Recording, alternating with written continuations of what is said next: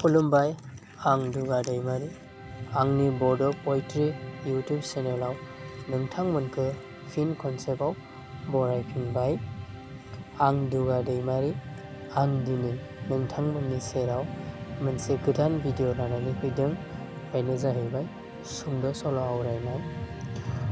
फैदो दानिया नोंथांमोना आंनि आखाइजों लिरनाय सुंद' सल'खौ खोनासंलांदो। आं दानिया सुंद' सल'खौ आवरायदिनि। सुंद' सल'नि खर'सा मुङा दैमु। दैमुआ सासे मेगन बेस्रां लाइमोन सिख्ला, गन्थङाबो नारें सु बादि खावलाय फावदुर मोज्राय जानजि। बिनि महरखौ नायोब्ला फुंबिलिनि गोजा जारौरौ सान गोरलै बायदि नुलायो। जायनि नोजोरा बिनाव गोग्लैयो बिनो हायना नाङो। बिनि हायनारि महराव बयबो मुहि हाबो। गोरबोनि बान्दोआ बायफ्लंनो नागिरो। दानिया दैमुआ मेट्रिक आनजादखौ नैथि थाखोआव उथ्रिनानै बिस्वनाथ कमार्स कलेजाव फरायनो मुं थिसनहैयो। दैमुआ हजोंनो भारा रुम लानानै थायो। दैमुआ कलेजाव थांजेनबाय। हजों थांनानै नुहैबायदि बियो गाव फरायगोन कलेजाव बर' फरायसा साफा सानैल'। माखासेया बयबो गुबुन हारिनि फरायसाफोरसो। कलेजाव फरायनाय बयबो गुबुन हारिनि सेंग्राफोरा दैमुखौल' नोजोर होसै। बे कलेजाव दैमुआनो समायना, जारौरौ, गुफुर हायलोलो, बिखाया जौगागा हिमालय हाजो बादि। सिखिरिजों बिदै सोबजाना मुरुलांनाय बिबारफोरनि गेजेराव बारसे गावदां बिबार दैमुआ। सोरबा सोरबा सेंग्राफोरा दैमुखौ मोजां मोननायनि थांखिनि जुक्तिखौ फोरमायो। नाथाय दैमुआ बेफोरखौ जेबो खेर खेराया। मानोना बियो मिथिखायो आरो ससियेल मिडियायावबो नुबाय थाखायो सम सम मा फिथाइ मोनो। गुबुन हारिजों हाबा जानाय माने जिउखौ बावसोमनाय, गावखौ बोलि। बेनिखायनो बियो गावखौ अरायबो बेफोरनिफ्राय गोजानाव दोनना सांग्राङै लाखियो। बियो गावनि थांखिनि फारसे गोख्रों गोसो होनानै। सानसेखालि दैमुआ कलेजाव थांबाय थानाय समाव साखाथियाव थानाय बिस्वनाथ कलेजाव आर्ट्सआव फरायबाय थानाय सम्बारू मुंनि सेंग्राया नुसनो। आरो बियो गोसोआव वाव मासे किउट, आङो मोननाय मोनब्ला बायदि।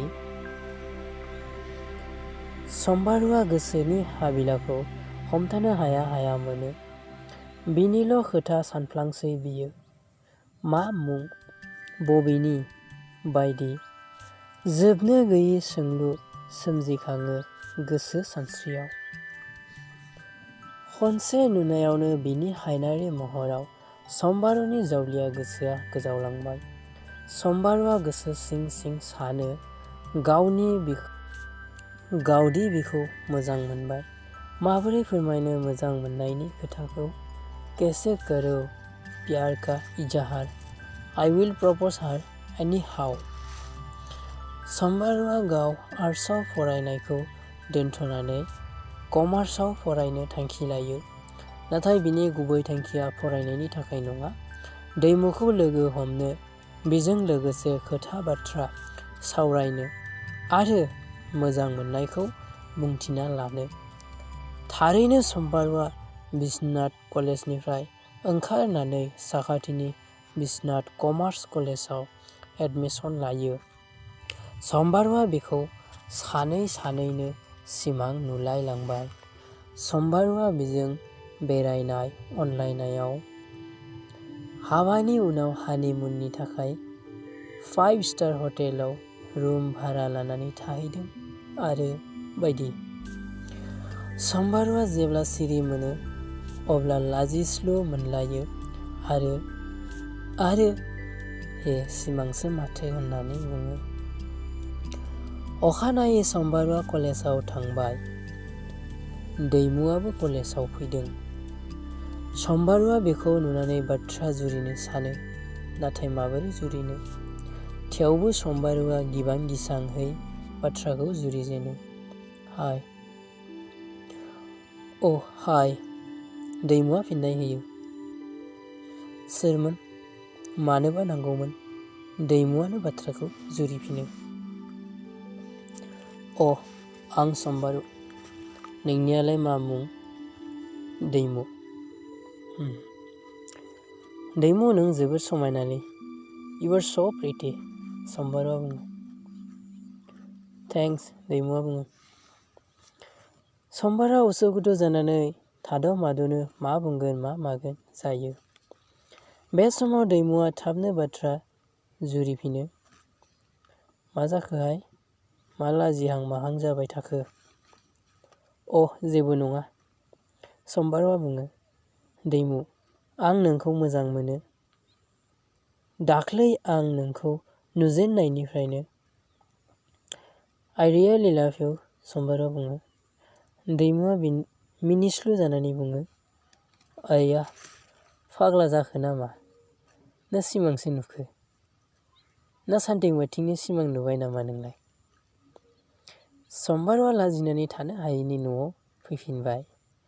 दैमुआ क्लासाव हाबहैबाय। दैमुआ गोसोआव माबा सानां जादोंमोन।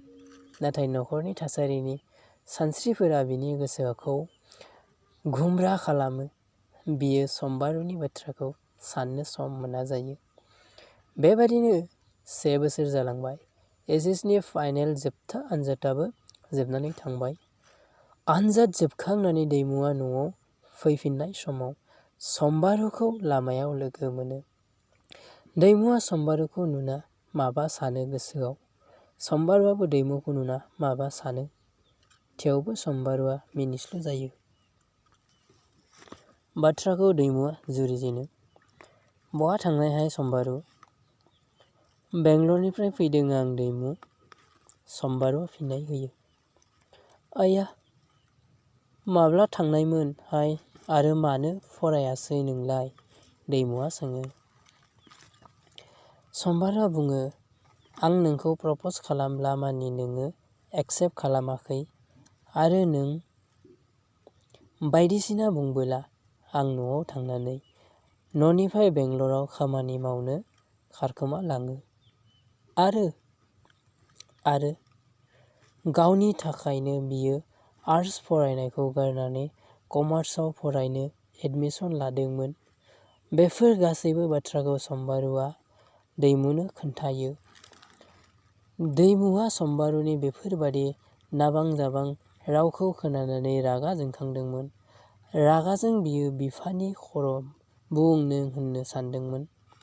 नाथाय साखाथि फाखाथियाव गोबां मानसिफोर थानायलाय जेबो बुङा।